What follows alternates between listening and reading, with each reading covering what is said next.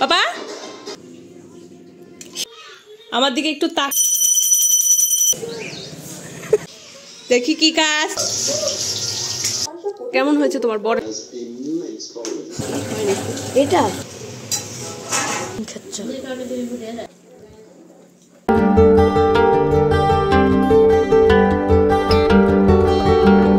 এখন বন্ধুরা কটা বাজে?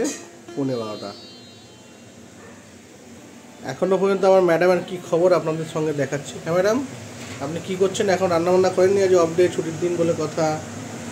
ও চাউমিন করছেন? কোন কোন ভালো চা করেছেন? কোন কোন কোন তার দুপুরের ভাত খাবো কখন? রাত্রে বিকাল 5টা? ঠিক আছে, করুন করুন, কোনো অসুবিধা নেই, করুন। চাউমিনটা তো খাইয়ে পড়ো তো। নমস্কার সবাইকে, আমি হাজির হয়ে গেছি আমার এক গুচ্ছ স্বপ্ন পূরণের স্বপ্ন নিয়ে তোমাদের সামনে। তোমরা সবাই কেমন আছো? আশা করছি ভালো আছো। আমরাও কিন্তু খুব ভালো আছি। আজকে হচ্ছে রবিবার আর এখন ঘড়িতে প্রায় ওই 11:30 মতো বাজে। তো ভিডিওটা এখন থেকে শুরু করছি, তোমরা দেখো, আশা করছি ভালো লাগবে। তো আজকে যেহেতু রবিবার, তো ওই জন্য ঘুম থেকে কিন্তু উঠতে অনেকটাই দেরি হয়ে গেছে। উঠেই না সোজা চলে এসেছি রান্নাঘরে। স্নান টান পুজো টুজো কিছুই কিন্তু এখনও হয়নি। তো ভাবলাম যে অনেকটা যখন বেলা হয়ে গেছে, চলো আগে সকালে ব্রেকফাস্টটা করে নিই, তারপরে বাদ বাকি কাজ করব। এটা কি বাবা? বলো, এটা কি, কি হচ্ছে রান্না? কি বলো? ওটা কি বলো? চাউমিন। Chow mein chow mein. তুমি খাবে চাউমিন? বলো খাবো খাবো। আচ্ছা না তো। হ্যাঁ, আরে দেখো চাউমিনটা মনে হলো না কয়টু? কয় প্যাকেট ছোট ছোট, আমি ওই জন্য দিলাম সব কয় প্যাকেট, যে লেগে যাবে। কিন্তু এখন তো দেখি সেদ্ধ করে এক কড়াই হয়ে গেল। ঠিক আছে, দুপুরে ভাতে যায় খেয়ে নেবো চাউমিন। ওকে। এখানে দেখো চাউমিন কিন্তু রেডি হয়ে গেছে, পাপাকে দিয়ে দিয়েছি। কারণ ও অনেকক্ষণ ধরে বলছে পেপি চাউমিন খাবো চাউমিন খাবো। রান্নাঘরে দাঁড়িয়ে রয়েছে। আসলে ও চাউমিন ম্যাগি এসব খুব ভালোবাসে খেতে। আর এই যে এখানে কিন্তু চন্দনকে আর হচ্ছে রিয়াকে সস দিয়ে দিচ্ছি। আর ভাই তো নেই, ভাই তো কালকে বেরিয়ে গেছে সাইডে।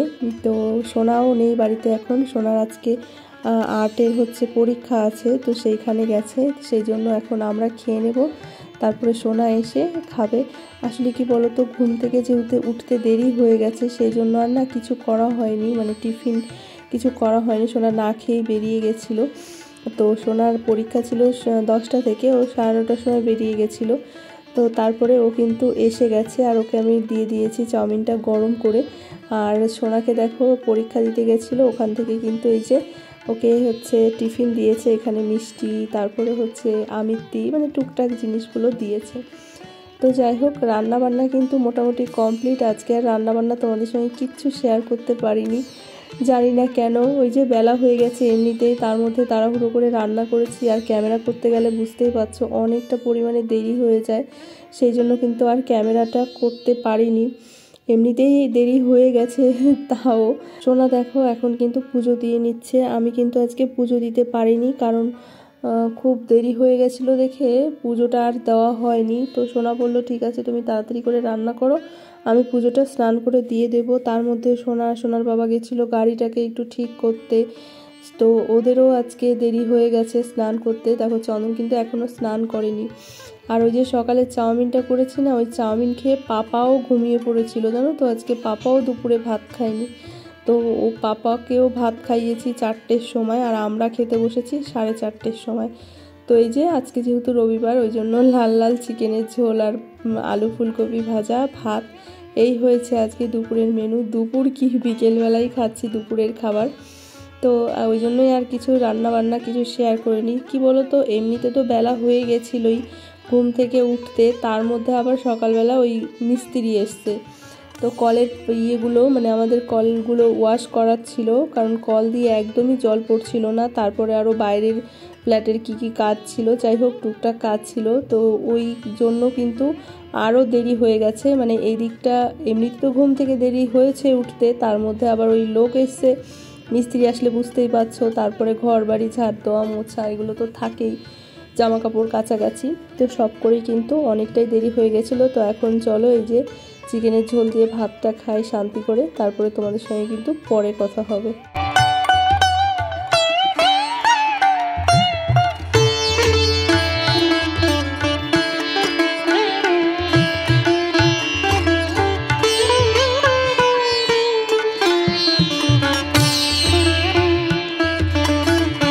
শুভ সকাল বন্ধুরা। তো আজকে কিন্তু পরের দিন, মানে আজকে সোমবার।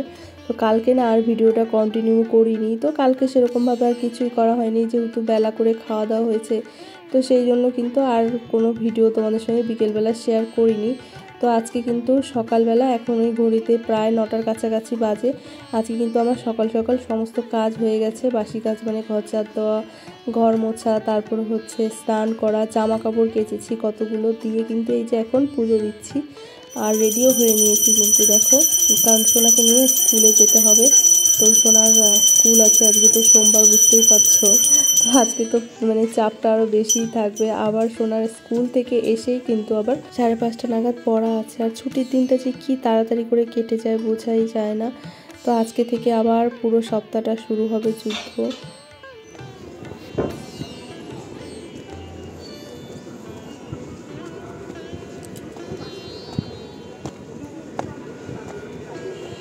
আসছে, আমরা কিন্তু চলে এসেছি বিশ্বপাড়া স্টেশন। আর আজকে দেখো ওপর দিয়ে যাচ্ছি, কেন বলো তো? কারণ আমি ফোনে দেখলাম ট্রেনটা হচ্ছে বিরাটিতে ঢুকছে, মানে একটুখানি বিশ্বপাড়া ঢোকার একটু মুখেই দেখি ট্রেন বিশ্বপাড়া ঢুকছে, মানে বিরাটির থেকে। তো সেই জন্য আর না ওই সামনে দিক দিয়ে আর যাইনি, ওই জন্য সিঁড়ি দিয়ে উঠেই কিন্তু পার হয়েছি আর কি, রেল লাইন পার হয়েছি। ওপারে যেহেতু আমাদের যেতে হয় সেই জন্য। তো তারপরে কিন্তু সোনাকে দিয়ে আমি বাড়ি চলে এসেছি। আর আসার পথে কিন্তু একটু বাজার করে নিয়ে এসেছি টুকটাক। আর এসেই না এই যে চাটা করে নিলাম, কারণ প্রচণ্ড পরিমাণে মাথা ব্যথা করছিল, মানে সকাল থেকেই মাথা ব্যথা করছিল, কেন জানি না। ঘুম থেকে ওঠার পর থেকেই মাথাটা প্রচণ্ড ব্যথা করছিল। ওই জন্যই না আজকে একদম সকাল সকালে সব কিছু করে নিয়ে, মানে স্নান, পুজো, জামা কাপড় কাচা, ঘর মোছা, মানে বাসি কাজ যেগুলো সেগুলো করেই আমি কিন্তু সোনাকে নিয়ে স্কুলে গেছিলাম। তো যাই হোক, এসে কিন্তু চা বিস্কুট করলাম। এসে দেখি রিয়ার স্নান হয়ে গেছে, পাপা সবে উঠেছে, আর ভাই আজকে ভোরবেলা আর কি কিন্তু মানে বাড়িতে এসছে আর কি। তো বাড়ি আসার পরে তো আমি বাঁধাকপি নিয়ে এসেছি আর একটু চিংড়ি মাছ নিয়ে এসেছি। তো রিয়াকে বললাম, রিয়া আমার না বাঁধাকপি রান্না করলে ভালো হয় না, সত্যি কথা বলতে আমার বাঁধাকপি রান্না কোনো দিনই ভালো হয় না। তো সেই জন্য বললাম রিয়াকে একটু রান্না করতে। তারপরে ভাই আবার দেখে বলে কি, থাক রিয়ার করতে হবে না, রিয়া ভালো পারে না, আমি করি বাঁধাকপি, বাড়িতে তো আমিই বাঁধাকপি করি। সেই মতো কিন্তু ভাই দুপুরে সম্পূর্ণ রান্নাটাই করেছে। আমার কিন্তু বেশ একদিন রিলিফ হয়ে গেল রান্নার থেকে। চপে খাবি নাকি তুই? চপে শুভ সন্ধ্যা বন্ধুরা। তো এখন কিন্তু ওই 8টা মতো বেজে গেছে। তো এখন এই যে চন্দন চপ নিয়ে আসলো একটুখানি, আর এই যে মুড়ি খাওয়া হচ্ছে আর চা খাওয়া হবে। তো দুপুরবেলা এত জমিয়ে খেয়েছি না খাওয়া দাওয়া করে, কিন্তু একেবারে মানে কি বলবো, সবাই বেশ একটুখানি করে রেস্ট নেওয়া হয়েছে, ঘুমও দেওয়া হয়েছে বেশ খানিকটা করে। আসলে সোনাকে ওর বাবা নিয়ে আসার পরে আবার কিন্তু টিউশনি দিয়ে এসেছিলো 5:30টার সময়। 5:30 থেকে 8টা অবধি বেশ খানিকটা ভালোই রেস্ট নেওয়া হয়েছে। তারপরে সোনাকে নিয়ে আসার সময় ওর বাবা আবার একটু চপ নিয়ে এসছে, আর আমি আবার একটু চা করলাম। রিয়া মুড়ি মাখলো।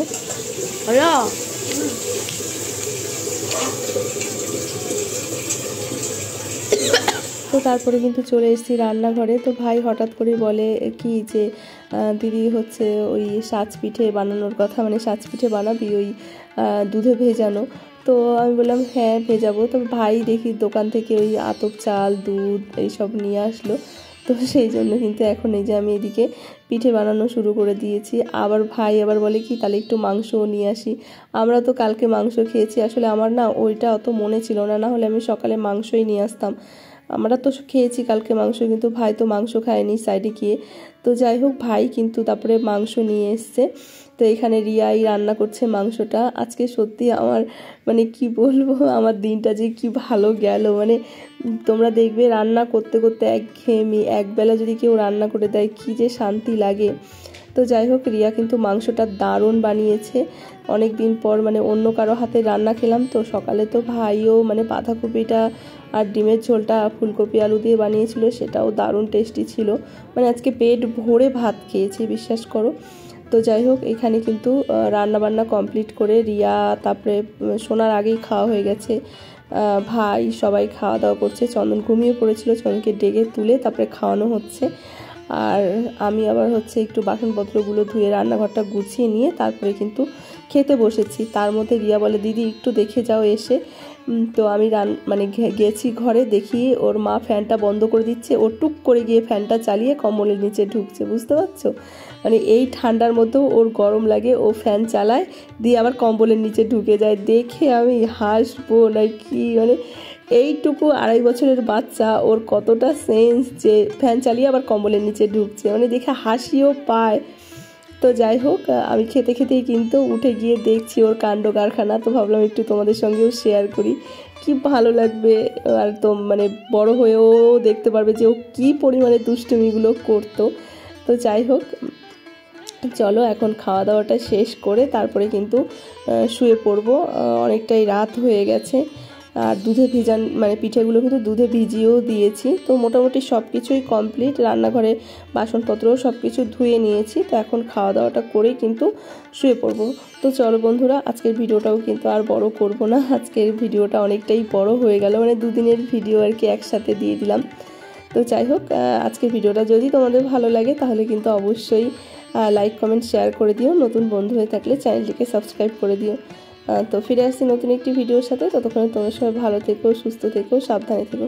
তো সবাই যার যার ঘরে ঢুকে পড়েছে। তো এখন আমিও গিয়ে ঢুকে পড়ি ঘরে, ঘুমাই। তো চলো, দেখা হচ্ছে আবার নতুন একটি ভিডিওর সাথে। টাটা।